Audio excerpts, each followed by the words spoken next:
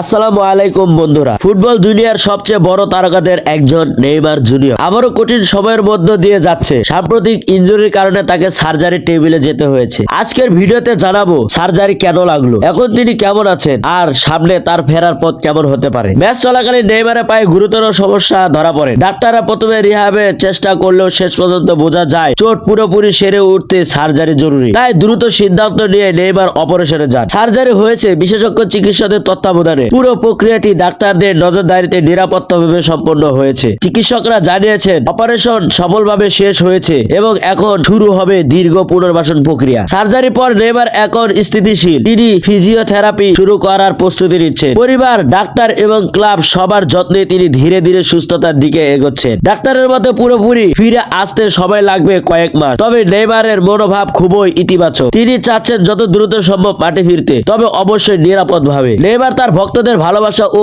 দোয়ার জন্য ধন্যবাদ জানিয়েছেন। তিনি প্রতিশ্রুতি দিয়েছেন ফিরে এসে আরো শক্তিশালী পারফরমেন্স উপহার দেবেন। এটাই ছিল নেইমারের সার্জারির আপডেট। আপনি কি মনে করছেন, ফিরে এসে তিনি আগের মতো জাদু দেখাতে পারবেন? জানিয়ে দিন কমেন্ট করে।